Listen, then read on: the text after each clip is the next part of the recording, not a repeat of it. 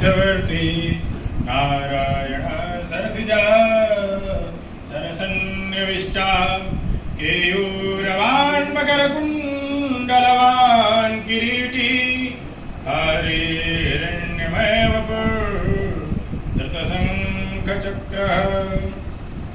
मंचस्थ निदेशक महोदय तथा विद्वानगण, समस्त छात्र और छात्राएं, यह विदाई का समारोह जो चल रहा है यह हमारे पूर्व में परंपरा में समावर्तन संस्कार के नाम से जानते हैं।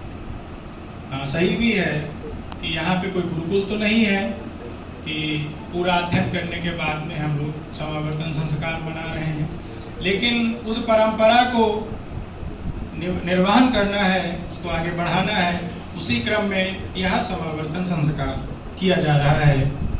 इसमें यह भी है कि आपके क्या अनुभव रहे हैं शिक्षा के क्षेत्र में, या आपने अध्ययन करते समय यहाँ सीखा है, कुछ कमियां भी लगी होंगी, उनको भी प्रकट करना है। यह सब कुछ आपसे फीडबैक के रूप में यहाँ पे पूछा जा रहा है, लिया जा रहा है।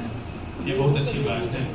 यद्यपि अधीत सर्वशास्त्रस्य विदित वेदितव्यस्य अधीत सर्वशास्त्रस्य कादम्बरी में सुखनासोपदेश है, जिसमें आचार्य सुखनास बन है युवराज चंद्रापीठ को समझाते हैं, उनको अपने आवास में बुलाते हैं, कहते हैं कि आपने सभी विद्या सभी प्रकार से प्राप्त कर ली है, आप युवा हैं, आपके अंदर उदात्त चेतना है, आपको राजा बनना है। राजा बनने के लिए अनिवार्य चीजें क्या हैं और किन किन चीजों को आगे भावी भविष्य में स्मरण रखना है, समाज को देना है। क्योंकि जब धन आएगा, युवानी है ही है, जवानी है, युवावस्था में है, धन आ जाएगा, तो युवावस्था ही एक अपने में अभिशाप है। इसके बाद में दूसरा एक उसके साथ में धन हो जाए, इसके बाद में बल हो जाए, फिर तो क्या कहते हैं कि सोने में सुहागा, माने आपको बिगड़ने में क्षण नहीं लगेंगे, आपको बर्बाद होने में क्षण नहीं लगेंगे।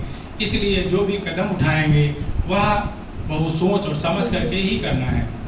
ऐसे ही वह सुखनासोपदेश इसलिए है कि वह भी समावर्तन संस्कार के समय ही चल रहा था जो वर्तमान में चल रहा है। समावर्तन संस्कार में है मातृदेवो भव, पितृदेवो भव, आचार्य देवो भव, अतिथि देवो भव, स्वाध्यायान माँ प्रमदः।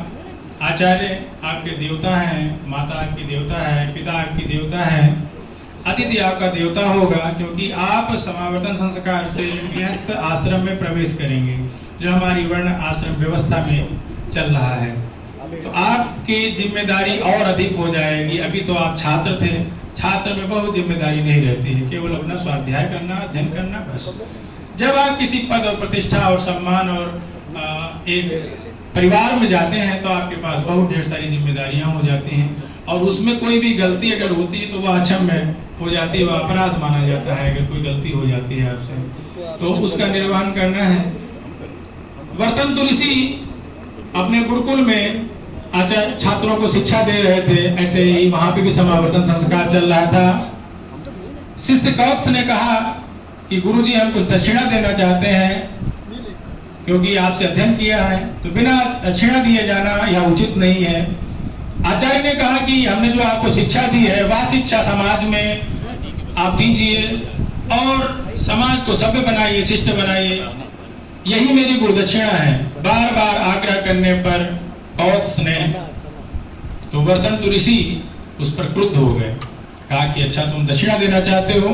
वह ब्राह्मण बालक था, समझ रहे थे या अभी तक गुरुकुल में ही अध्ययन किया है, युवा अवस्था तक पहुंचा है, इसके पास कुछ भी नहीं है, या मुझे धन के रूप में क्या देगा। लेकिन वह दुराग्रहवशात उनको क्रोध हुआ तो कहा कि 24,000 स्वर्ण मुद्राएं मुझे चाहिए, आपको दक्षिणा में देनी है। कौत्स आचार्य को प्रणाम करके चल दिया। सोच रहा था कि ये तो मेरे पास है नहीं, मेरे पिताजी के पास भी नहीं, या कहां से प्राप्त की जाए, और भिक्षा में भी इतनी स्वर्ण मुद्राएं नहीं मिल सकती। उस समय राजा रघु का राज्य था, सारे समावर्तन क्या नाम है, जब वो कौत्स गया है तो इसको स्नातक बोलते हैं। जब आप पढ़ करके जाते हैं तो स्नातक आपकी संज्ञा होती है। स्नातक जब पहुंचा रघु के घर पे तो वहां देख रहा है कि मिट्टी के भांड में भोजन पकाया जा रहा है, तो समझ गया कि आज राजा के पास भी धन नहीं है। तो राजा ने जब निवेदन किया, रघु ने निवेदन किया कौत्स से कि कुछ भी किसी उद्देश्य तो आप आए हैं, वहां आश्रम में सब कुशलता है, सब बताया सब कुशल चल रहा है। दुराग्रह करने पर राजा के कौत्स ने बताया कि 24,000 स्वर्ण मुद्राएं मुझे चाहिए, जो आचार्य के चरणों में मुझे निवेदित करनी है। रघु ने कहा कि हाँ, यह कल मुद्राएं आपको प्राप्त हो जाएंगी, आप पर्णशाला में निवास करिए। मंत्रियों के साथ विमर्श करके कहा कि क्या किया जाए, तो धनपति कुबेर के ऊपर आक्रमण करने के लिए विचार किया। यह विचार धनपति कुबेर तक पहुंचा तो उन्होंने स्वर्ण मुद्राएं वहां पहुंचा दी। वह लेकर के कौत्स अपने गुरु के आश्रम में पहुंच करके वर्तंत ऋषि के चरणों में निवेदित किया। वर्तंत ऋषि प्रसन्न हुए, आचार्य नियुक्त करके उसको अपने आश्रम में ही रख लिया।